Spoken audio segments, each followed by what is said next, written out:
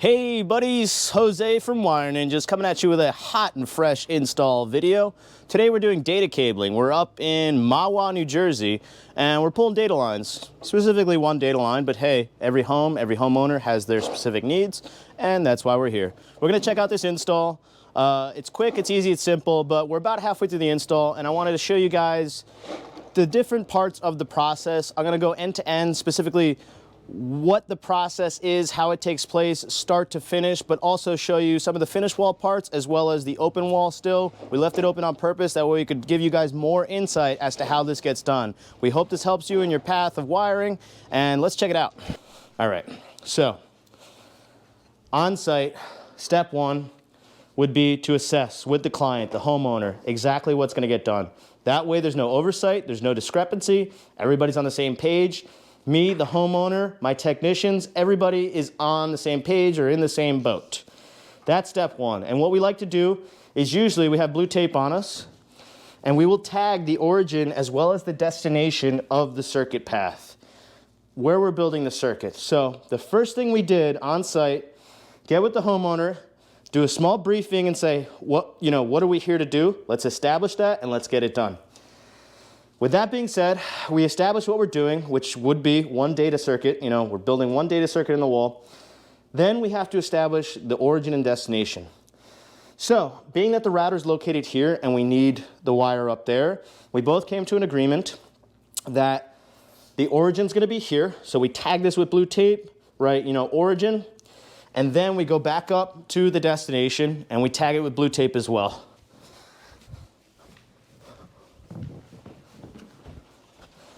So, the second blue tape went here. We decided that this would be the destination.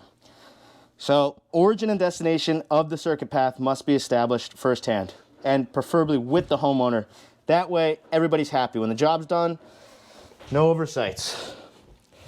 So that's step one. Origin and destination must be established. Step two is now deciding how we're gonna set and clear the wire path between these two locations, the origin and destination. So again, I like to get with the homeowner and say, there's gonna be cuts here, there's studs all along the way. I let them know we're gonna have to make a lateral cut here. I let them know we're gonna be able to shoot a snake up in some form or fashion up this wall. As you can see, there's an L cut. The reason is there was stacked studs. Stacked studs, flat studs, studs stacked on studs, studs behind studs. That corner was a mess. But even though it was a mess, we got away with 2 small cuts. Now, again, in the horizontal path of travel, you have a stud every 12 to 16 inches, sometimes more. This is like 30 inches. Depends who framed the home or depends who renovated the home. Corners, tough to get around. I will get up there on a ladder and I'll show you guys how we get around the corners. But remember, we're on step 2. Setting and clearing the wire path. Now let's break that down. The first part of that is to remove the drywall so you can see what you're dealing with stud-wise. Now, the way to do this is to decide how many studs you need to cut across. The way you do that is you run a stud finder and you mark your studs. So let's get a stud finder. And I'll give you an example. So, we know we're starting here. We need to get across here so we can shoot up the bay there. The vertical travel can usually be achieved with a snake or a fiberglass rod, whatever you want to call it. You can travel up to down most likely. Sometimes there's a cross member or what's called a fire stop running across and you have to cut around that, drill through to get around. But for horizontal travel, you have to run a stud finder first. I recommend you run a stud finder, mark the stud there, inside and outside ears of the stud. Keep running your stud finder, mark there. Keep running your stud finder. Oh, see, look, we're capturing the vent. You see the stud finder? It's grabbing the vent tubing. That's the size of the vent tubing right there. Keep running the stud finder, you know there's a stud there. Now, if you mark your studs before you cut, you know what you're gonna run into with the knife. So if you have a stud marked there, you know the knife's gonna stop there and then you have to start giving a little side angle cuts and stuff like that to get by the stud. Very important that you run the stud finder first. Gives you an insight as to what you're about to deal with inside the wall while you're trying to cut it. So, run your stud finder, draw your studs out. Then you're gonna take a level We'll use a small level for example. I like to do this with a much larger level. It makes things a breeze, much easier. You're gonna want to level out and draw your line. As long as the cut is, you should be drawing a level line in this distance or length. So we need to cut this big. I'm gonna put the level up. I'm gonna draw a line. Now, you have to decide the width of the cut.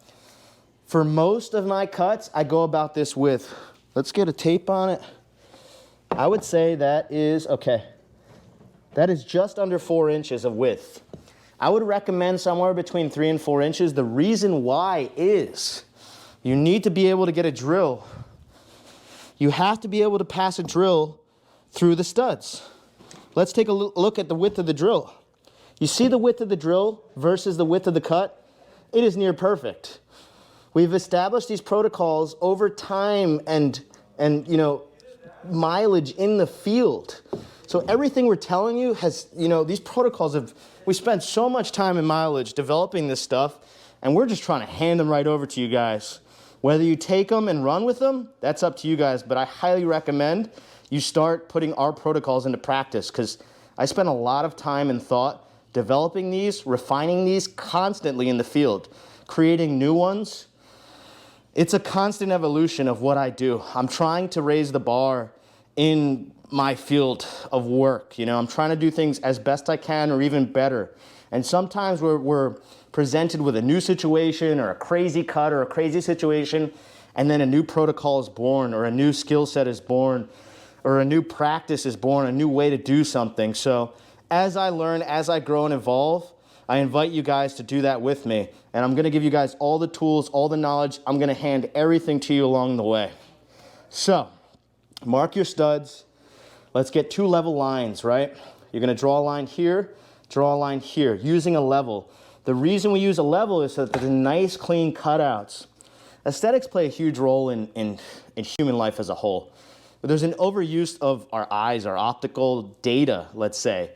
And so when you make crazy cuts or angled cuts, it doesn't look right, it doesn't feel right. And we like everything we do, we like to look right, feel right, just be right. You know, it's a matter of integrity.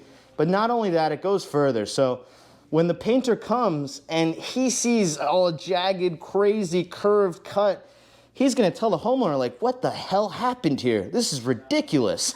You know what I'm saying? And rightfully so, because if you don't have clean lines, nice level lines, it's a much harder job for the painter, the spackler, the mudder, to do their job.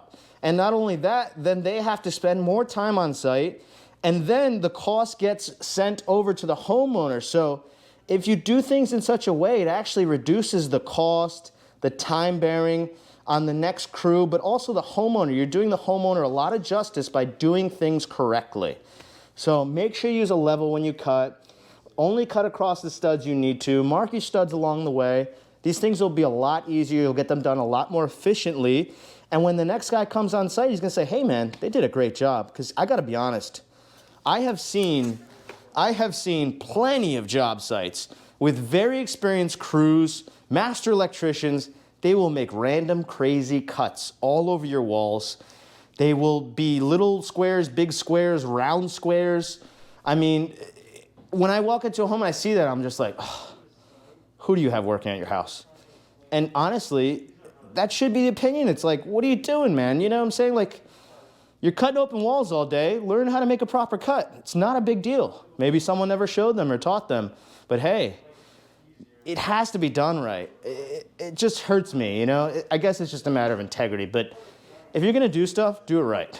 We shouldn't even have this discussion.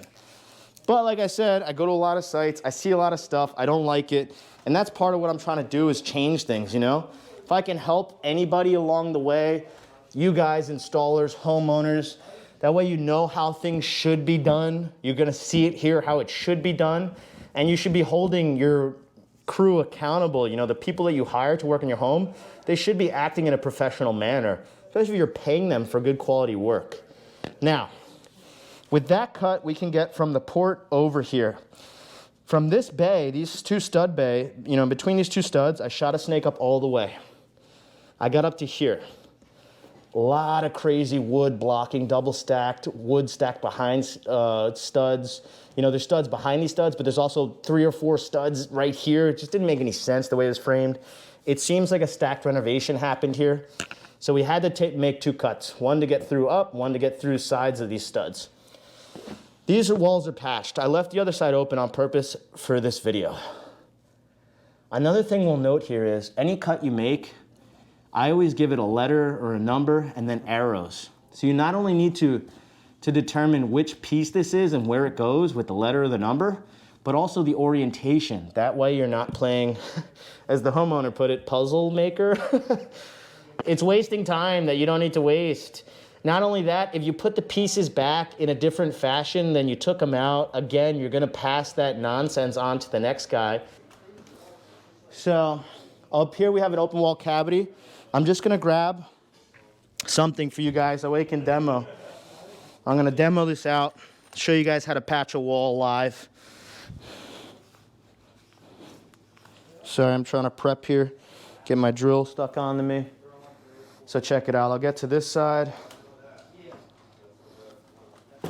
Get to this side, we'll get up here. Whew. So, check it out, buddies. This is one piece. That's the other thing. Long strips are better.